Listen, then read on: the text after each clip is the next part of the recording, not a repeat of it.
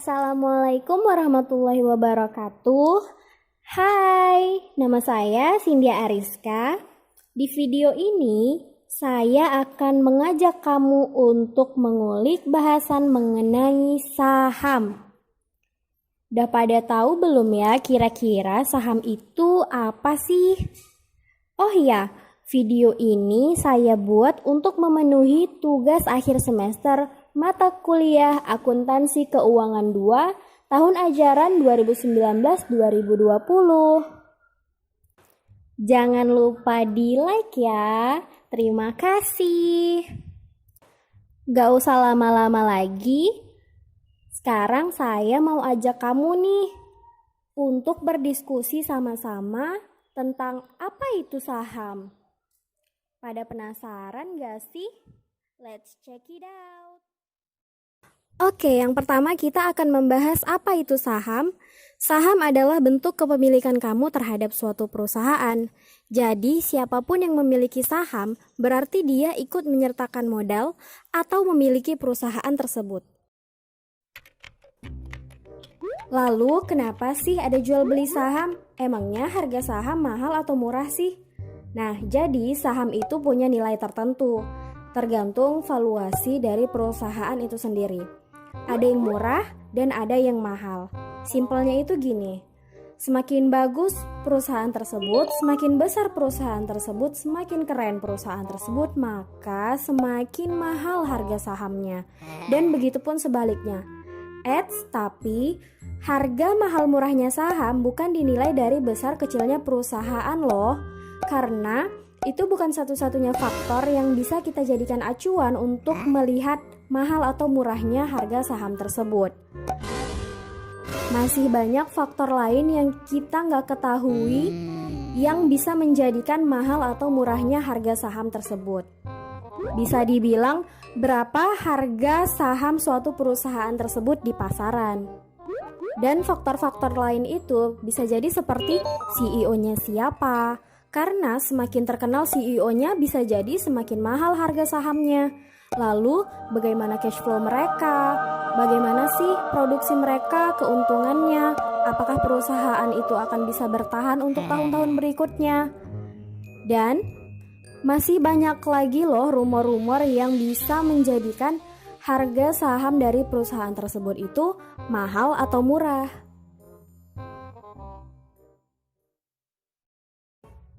Lalu kenapa sih ada jual beli saham? Dari mana sih untungnya? Nah, jadi gini. Kita misalkan PT CIA tadi, mereka mengeluarkan sahamnya. Mereka menjual sahamnya dan kita membelinya. Otomatis kita mengeluarkan untuk mereka dan mereka akan menerima uang kita. Nah, uang ini akan digunakan oleh mereka untuk melakukan ekspansi. Bisa jadi yang tadinya mereka tidak memiliki cabang, mereka membuka cabang di kota atau di negara lain. Nah, otomatis perusahaannya semakin besar kan? Jadi kita sebagai pembeli atau selaku pemegang saham, tentunya juga akan merasakan manfaat yang lebih besar. Tentunya keuntungan kita akan menjadi lebih besar. Dan bukan itu saja. Misalnya pada tahun itu saat kita membeli saham PT CIA harganya berkisar 2 miliar. Lalu setelah kita membeli saham tersebut dan mereka melakukan ekspansi, harganya melonjak menjadi 4 miliar. Nah, ketika kalian ingin menjual kembali saham tersebut, otomatis kalian akan mendapatkan keuntungan yang lebih besar dari hasil penjualan saham yang telah kalian beli tadi. Nah, keuntungan ini dinamakan dengan capital gain. Next, kita akan memasuki bahasan selanjutnya yaitu jenis-jenis saham. Jadi, ada 2 jenis saham yang kali ini akan saya bahas berdasarkan hak tagih atau kemampuan klaim. Yang pertama ada saham biasa atau common stock, yang kedua ada saham preferred atau preferred stock. Apa yang membedakan keduanya? Yuk kita lihat karakteristiknya. Saham biasa atau common stock memiliki beberapa karakteristik di antara lain memperoleh sisa dari aset atau kekayaan perusahaan jika dilikuidasi. Jadi, apabila suatu saat perusahaan dilikuidasi atau bangkrut, maka para pemegang saham ini akan tetap menerima hak atas sisa dari aset perusahaan yang mereka pegang sahamnya. Dan yang kedua, memiliki hak suara dan bisa memilih dewan komisaris. Jadi, apabila sedang dilaksanakannya rapat umum pemegang saham atau RUPS, maka pemegang saham biasa atau common stock mereka memiliki hak suara pada saat RUPS tersebut dan mereka berhak menunjuk dewan komisaris yang telah mereka unjuk sendiri. Dan yang ketiga, pemegang saham biasa atau common stock ini haknya lebih didahulukan. Dan yang kedua ada saham preferen atau preferred stock. Tahu nggak sih jenis saham preferen ini? Berarti setiap pemegang saham preferen ini akan memperoleh hak istimewa. Dan tentunya pembayaran dividennya lebih pasti daripada jenis saham biasa atau common stock. Lalu apa aja sih karakteristiknya? Nah, yang pertama yaitu dividen kumulatif. Jadi dividen kumulatif itu adalah pembagian dividen yang lebih didahulukan, berbeda dari saham biasa tadi. Jadi apabila belum dibayar dari periode sebelumnya, maka dividen dapat dibayarkan pada periode berjalan. Dan yang kedua adalah konvertibilitas. Apa itu konvertibilitas? Konvertibilitas adalah saham preferen ini bisa ditukar menjadi saham biasa. Tentunya dengan kesepakatan antara pemegang saham dan organisasi penerbit pembentuk sahamnya. Dan yang ketiga yaitu memiliki berbagai tingkatan. Jadi saham preferen ini nantinya bisa diterbitkan dengan karakteristik yang berbeda-beda loh. Dan yang terakhir ada haknya lebih tinggi dibandingkan saham biasa. Loh, kok bisa? Nah, jadi pemegang saham preferen ini biasanya di awal sudah menetapkan terlebih dulu berapa besar dividen yang akan mereka terima nanti. Pertanyaan yang berikutnya adalah, siapa aja sih yang merasakan manfaat investasi saham? Secara umum, maka manfaat saham dapat dirasakan oleh berbagai pihak. Misalnya nih, ada investor, emitmen, dan masyarakat. Ketiga pihak inilah yang dianggap paling signifikan merasakan manfaat dari adanya saham. Yang pertama untuk investor. Jadi keberadaan produk saham ini bisa dimanfaatkan oleh investor sebagai wadah untuk mengeruk pendapatan sebesar-besarnya. Banyak sekali orang-orang yang sukses menjadi investor saham. Bahkan di antara mereka saat ini sudah menjadi miliarder loh.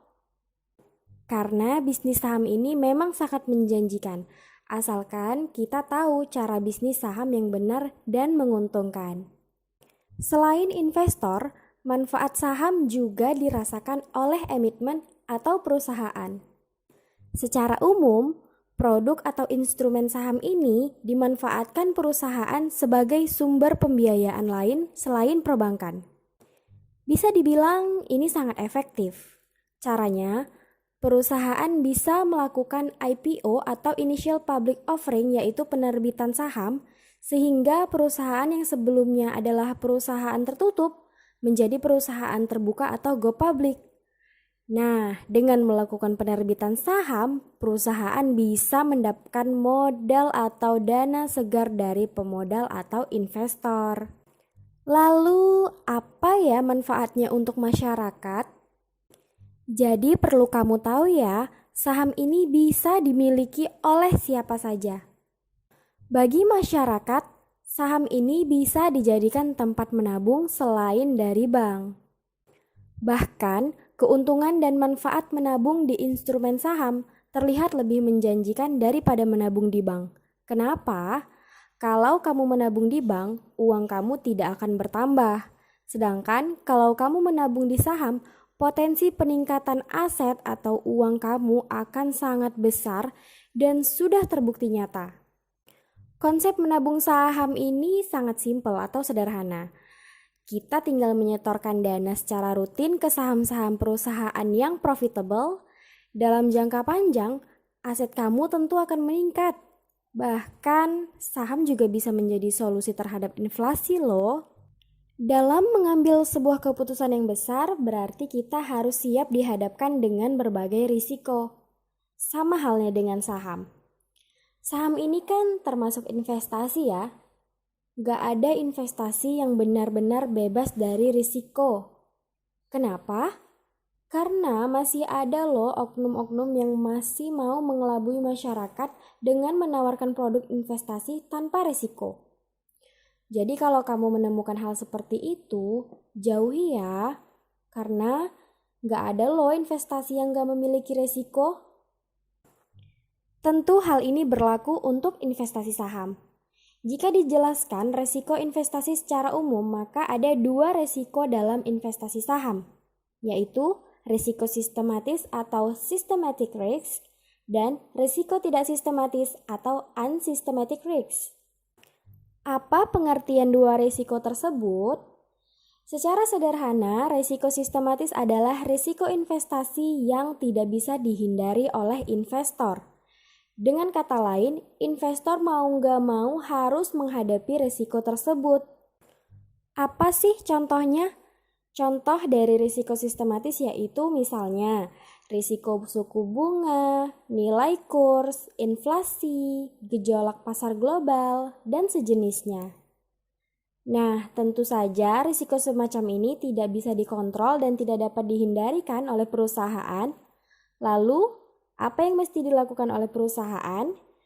Ya, perusahaan harus bisa mendeteksi dan melakukan antisipasi terhadap risiko tersebut sehingga perusahaan dapat meminimalkan efek negatif yang ditimbulkan oleh risiko pasar tersebut. Sedangkan risiko tidak sistematis adalah risiko yang bisa dihindari oleh investor. Dengan kata lain, risiko ini sepenuhnya berasal dari dalam perusahaan. Apa sih contohnya? Contohnya itu misalnya penurunan penjualan, korupsi manajemen, hingga kebangkrutan. Risiko ini sebenarnya sangat bertumpu pada fundamental perusahaan. Jadi semakin baik tata kelola perusahaan, maka semakin kecil terjadinya risiko tidak sistematis. Apabila perusahaan ingin menarik banyak investor untuk menanamkan modalnya, maka perusahaan harus memiliki fundamental yang bagus. Kesimpulannya adalah, pertama, saham adalah bukti kepemilikan pada suatu perusahaan. Yang kedua, keuntungan bisa diperoleh dari dividen dan capital gain atau jual beli saham. Yang ketiga, harga saham berbeda-beda, bisa mahal dan bisa murah. Yang keempat, jenis saham ada dua, saham biasa atau common stock dan saham preferen atau preferred stock.